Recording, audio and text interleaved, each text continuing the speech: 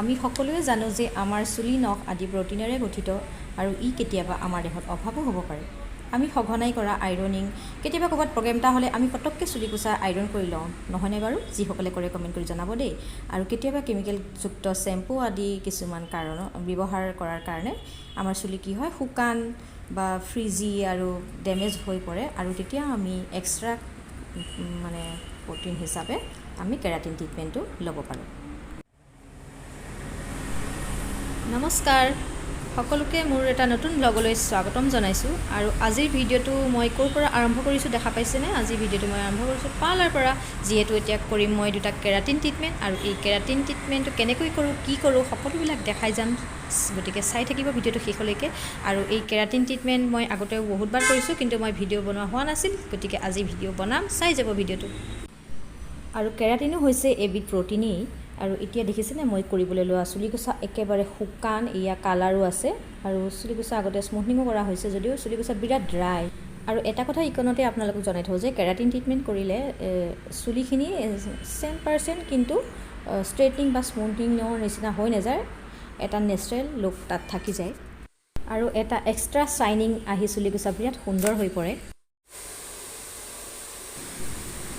এয়া মই কেৰাটিন শ্বেম্পুৰে চুলিটো ৱাছ কৰি লৈছোঁ, আৰু ৱাছ কৰাৰ পিছত এনেকৈ ব্লোডাৰ মাৰি লৈছোঁ।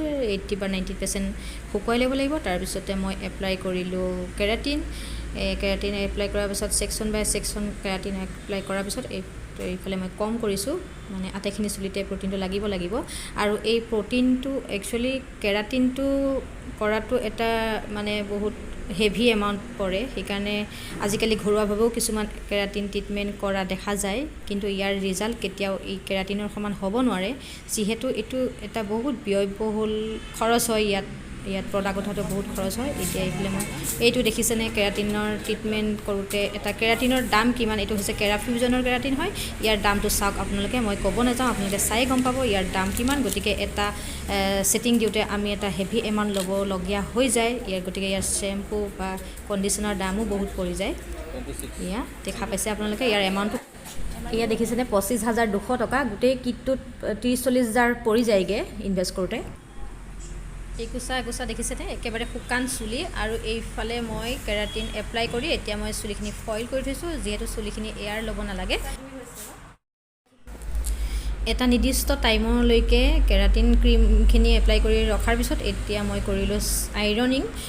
ফাৰ্ষ্টত মই পাতলা ছেকশ্যন আইৰনিং কৰি এতিয়া মই মোটা ছেকশ্যন মাৰিছোঁ। আৰু যিহেতু মই কেমেৰা ষ্টেণ্ড নাই, এয়া দেখিছে, গতিকে অলপ মাজে ভিডিঅ' কৰা গৈছে কামৰ মাজতে। আৰু এয়া দেখিছেনে, এই যিটো কেৰাটিনৰ ৰিজাল্ট, এই ৰিজাল্টটো 1-2 বছৰ এনেকৈ থাকিব, যদিহে ইয়াৰে শ্বেম্পু, কেৰাটিনৰে শ্বেম্পু আৰু কণ্ডিশ্যনাৰ আৰু চিৰাম ইউজ কৰা যায়। গতিকে আজিকালি ঘৰুৱাভাৱেও কৰা যায়, কিন্তু ইয়াৰ সমান কেতিয়াও হ'ব নোৱাৰে, পাৰ্মানেণ্ট চলিউশ্যনৰ সমান কেতিয়াও হ'ব নোৱাৰে। আজিকালি যিবোৰ ঘৰুৱাভাৱে কৰা হয় সেইবোৰ জাষ্ট টেম্পৰেৰী চলিউশ্যন, আৰু ইমান হেভি এমাউণ্ট এটা দি এইটো ভাল ৰিজাল্ট হ'বই লাগিব। এয়া 1-2 বছৰ এনেকৈয়ে থাকি যাব।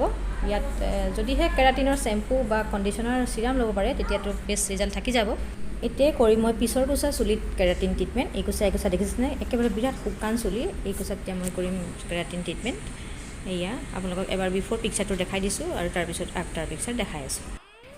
একোচা চুলি দেখিছেনে, তেখেতে কোৱাৰ মতে তেখেতৰ চুলি তেলো নাখায়, ধুলেও লগে শুকান হৈ যায়, ইমান একোচা বেয়া চুলি। এতিয়া এয়া মই কেৰাটিনৰ যিটো ক্ৰীম হয়, মেইন ক্ৰীম, সেইটো লগাই মই এনেকৈ ফইল পেপাৰ লগাই থৈছোঁ।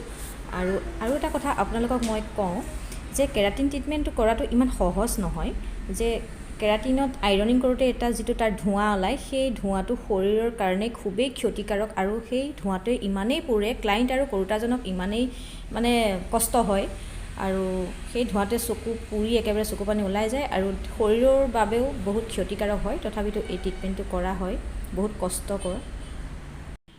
এটা সুন্দৰ ৰিজাল্ট পাবৰ কাৰণে ইমানখিনি কষ্ট কৰা হয়, আৰু শেষত গৈ এটা বহুত ভাল ৰিজাল্ট ওলায় ইয়াৰ।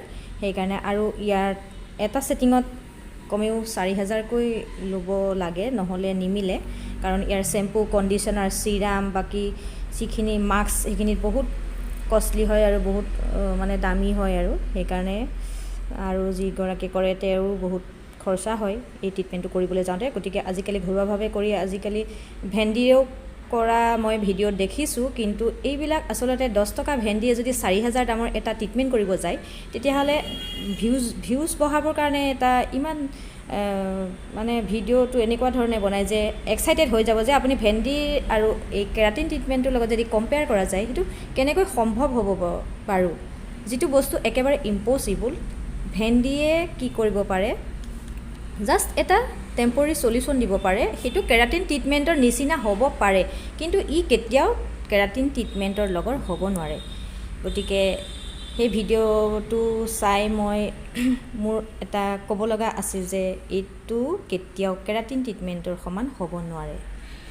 আৰু আপোনালোকে চাই অলপ দিগদাৰ পাইছে, মোৰ খিৰিকীৰ ৰিফ্লেকশ্যন এটা পৰি আছে, যিহেতু মই কেমেৰাটো শ্ব'কেছৰ ওপৰত থৈ লৈছোঁ, যিহেতু মোৰ ষ্টেণ্ড নাই, যিহেতু মই ইমান ভিডিঅ' নবনাওঁ, কাৰণ মোৰ ভিডিঅ' বনাওঁতে ফোন চোন আহি যায়, হাতত ক্ৰীম লাগি থাকে, গতিকে মই ষ্টেণ্ড ব্যৱহাৰ নকৰোঁ। আৰু এতিয়া চাব পাৰে, এয়া হৈছে ফাইনেল ৰিজাল্ট। এতিয়া দেখিছেনে, মোৰ একচুৱেলি কেমেৰা কৰোঁতে দিগদাৰ হৈ যায়, মানে ক'লা ক'লা ওলাই, মোবাইলটোত ভালকৈ কৰিব কেমেৰাটো পৰা নাই। এয়া চাওক, এটা ফাইনেল ৰিজাল্ট, বহুত ধুনীয়া হৈছে, এটা চাইনিং আহিছে আৰু গোটেই পিছল হৈছে চুলিখিনি। আৰু ইয়াতে একচুৱেলি মই চিৰাম লগোৱা নাই, চিৰামটো লগোৱাৰ পিছত আৰু চাইনিং আহিব, আৰু 1 বছৰ 2 বছৰলৈকে চুলিটো এনেকৈ থাকিব। কিন্তু ইয়াৰে শ্বেম্পু আৰু চিৰাম বা মাস্ক যদি ব্যৱহাৰ কৰিব পাৰে, তেতিয়াহ'লে চুলিকোছা এনেকৈ 2 বছৰলৈ ৰৈ যাব। আৰু আপোনালোকক কৈছোঁ যে এজন ক্লাইণ্টৰ পৰা তাত কেৰাটিন ট্ৰিটমেণ্ট কৰোঁতে আমি 4000কৈ ল'ব লগা হৈ যায়, যিহেতু ইয়াৰ প্ৰডাক্টখিনিত বহুত কষ্টলি হৈ যায়, আমি ইনভেষ্ট কৰোঁতে বহুতখিনি সোমাই দিব লগা হয়। আৰু আজিকালি কেৰাটিনৰো বহুত প্ৰডাক্ট ওলাইছে, তাৰ ভিতৰত ব্ৰাজিলিয়ান আৰু এই কেৰাফিউজনৰে বেষ্ট ৰিজাল্ট। বাকীখিনি কথা মই ইমান ক'ব নোৱাৰিম। আৰু এটা কথা আপোনালোকক কওঁ, মই ভিডিঅ' বনাওঁতে আপোনালোকে হয়তো ভিডিঅ'টো চাই যথেষ্ট অসুবিধা পাইছে, যিহেতু মই ভিডিঅ' কাম কৰি থাকোঁতে ভালকৈ ভিডিঅ'টো বনাব পৰা নাই, আৰু মোক কেমেৰা ধৰি দিয়া মানুহ নাই, আৰু ক্লাইণ্টে হয়তো বেয়াও পাব পাৰে ভিডিঅ' বনাই থাকিলে।